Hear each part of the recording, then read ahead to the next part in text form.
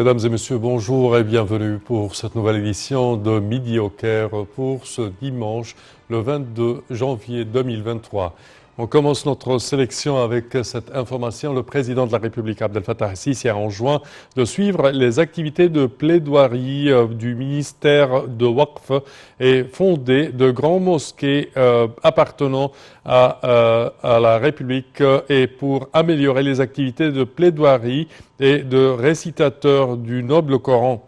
Ceci intervient lors de la réunion du président de la République avec le Premier ministre, Dr Moustapha Madbouli, le ministre des Waqf, Dr Mohamed Mukhtar Gomaa, et la ministre de la Solidarité sociale, Mme Nivine El-Qabbaj.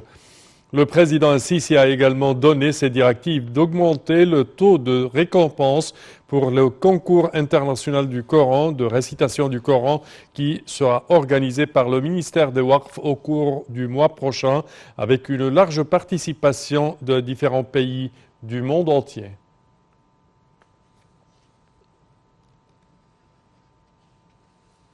Et le président Abdel Fattah el-Sisi suit les efforts visant à protéger les groupes vulnérables d'orphelins, d'enfants et de jeunes privés de soins familiaux et ordonne d'accélérer l'achèvement du projet de loi sur la prise en charge alternative qui fournit tous les moyens de protection.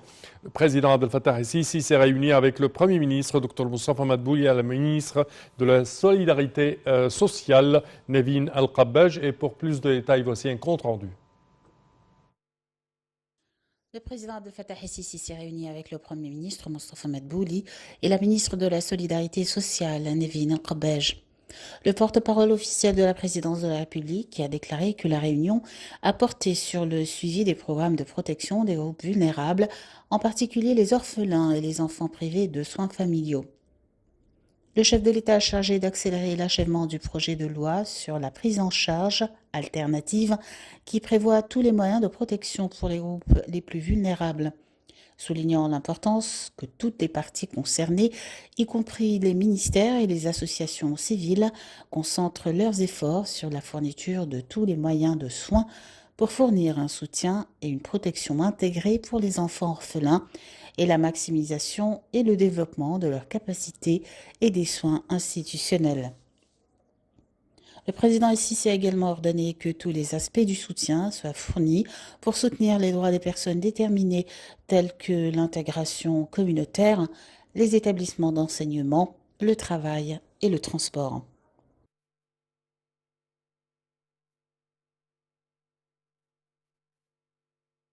Et à présent, mesdames et messieurs, pour plus d'explications sur ce sujet, nous avons le plaisir d'accueillir au bout du fil Madame Falida Choubachi, qui est députée au Parlement égyptien et également journaliste. Bonjour Madame Falida. Bonjour à vous. Alors, oui, comment voyez-vous cette réunion entre le président de la République et la ministre de la Solidarité sociale qui était centrée pour protéger les groupes vulnérables d'orphelins, d'enfants et des jeunes privés de soins familiaux? Et le président a également ordonné d'accélérer l'achèvement du projet de loi sur la prise en charge alternative qui fournit tous les moyens de protection à ces citoyens, je dirais, vulnérables au sein de la société. Justement, n'importe qui au monde qui a un bref sentiment humain apprécie ce pas vraiment noble. C'est la noblesse personnifiée et installée dans ce président qui est un cadeau ciel pour les enfants qui sont perdus dans les sont vulnérables et sont aussi comment on dit, victimes de ceux qui veulent vers les crimes et tout ce qui est contre la société.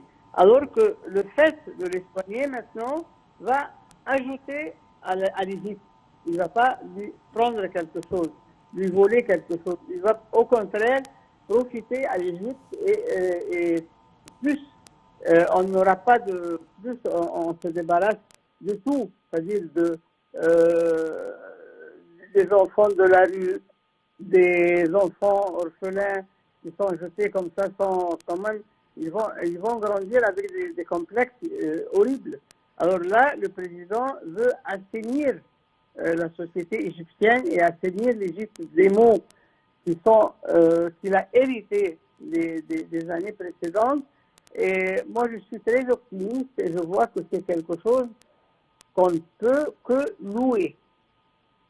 Mhm. Mhm. Également, si on parle du ministère de la Solidarité sociale, il y a plusieurs projets, je dirais, entrepris dans ce même sens, mais qui affrontent plein d'obstacles et qui ont besoin de support et du support certainement du président de la République dans cette affaire. Le président de la République encourage tout ce qui est pour le bonheur de l'Égypte, pour Le bien-être de l'Égypte, vous voulez dire. N'est-ce pas? Alors, Oui. non, il y a quelque chose de très important dans cette direction du président Assisi, c'est que les ministères et les établissements et même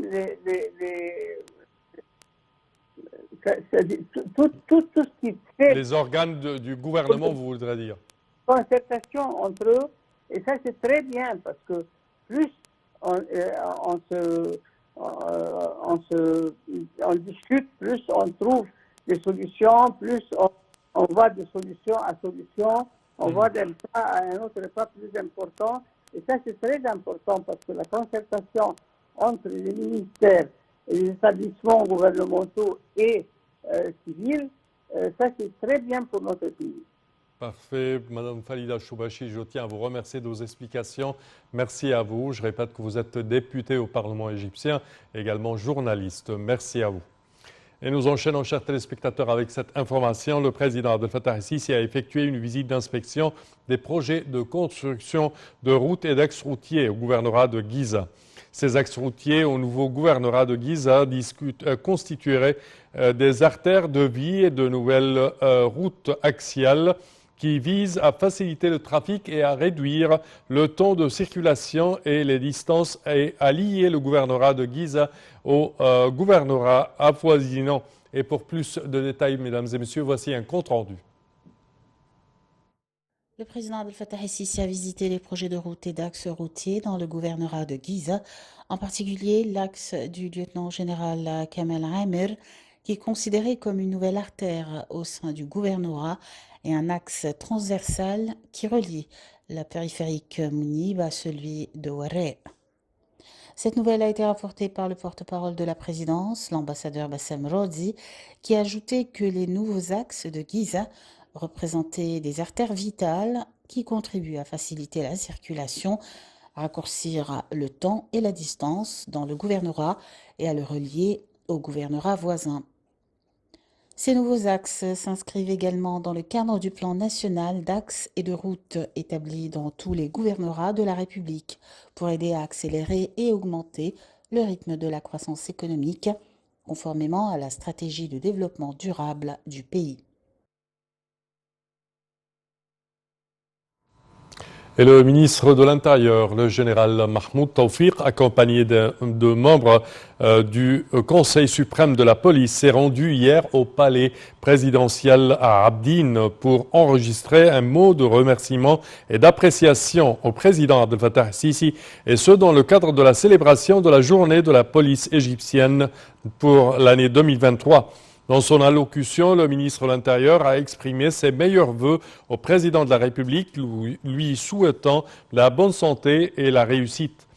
Il a assuré que l'appareil policier et ses hommes fidèles sont attachés à leur alliance avec un sens de patriotisme et une foi ferme afin de faire avancer le noble message de sécurité avec un rythme régulier et fort. Il a ajouté que le rythme d'action nationale continuera sous la direction sage du président Abdel Fattah el-Sisi, déterminé à réaliser plus de progrès et de prospérité. Et le ministre de la Défense et de la Production militaire, le général d'armée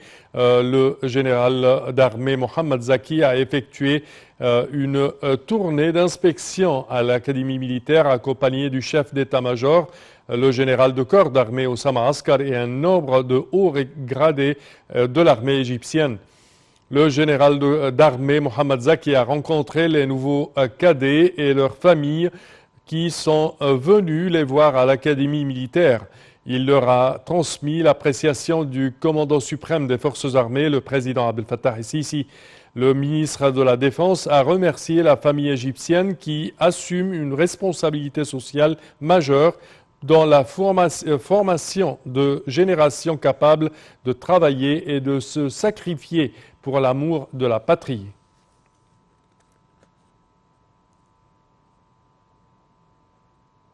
Et l'Alliance nationale d'action civile pour le développement a lancé la 17e phase des convois Satr et Wafia pour les habitants du village de Hamouli et ses dépendances dans le gouvernorat de Fayoum.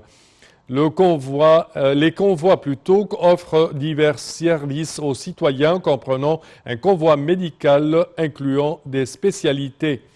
Il comprend également un point de distribution des denrées alimentaires, de viande et de couverture.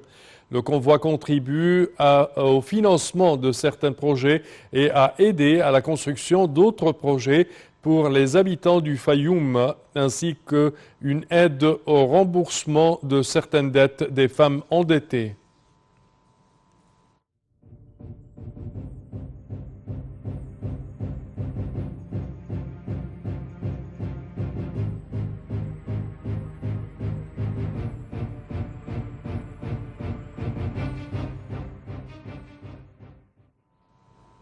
Et sur un autre volet sportif cette fois-ci, avec le mondial de handball qui se déroule actuellement en Suède et en Pologne. Les Pharaons continuent d'impressionner et ont poursuivi leur sans faute avec un succès tranquille contre le Bahreïn 26-22. Les hommes de Roberto García Parrondo ont compté 4 buts d'avance au début de la deuxième mi-temps, 13-9. Ils ont également bien géré leur fin de match pour l'emporter face à une équipe bahreïnite joueuse. Tout comme l'Allemagne, l'Égypte est première de son groupe. Et nous terminons avec le football cette fois-ci. 4 matchs ont eu lieu vendredi et samedi dans le cadre du championnat d'Égypte de football. Zamalek s'est incliné hier devant son rival éternel Al-Ahli au stade international du Caire 0-3 pour le compte de la 14e journée du championnat d'Égypte de football. Smoha s'est imposé face à l'équipe de Ceramica Cléopâtre 2-0 au stade du Caire. Dans l'autre rencontre de la journée, Al-Masri de Port Saïd et Ras Al-Mahalla ont fait un match nul 1-1 au stade de Bourg Al-Arab à Alexandrie. Et ceci conclut, chers téléspectateurs, notre édition d'aujourd'hui de Midi au Caire. Au terme de cette édition, je tiens à vous remercier de votre attention et je vous donne demain rendez-vous à la même heure. Au revoir.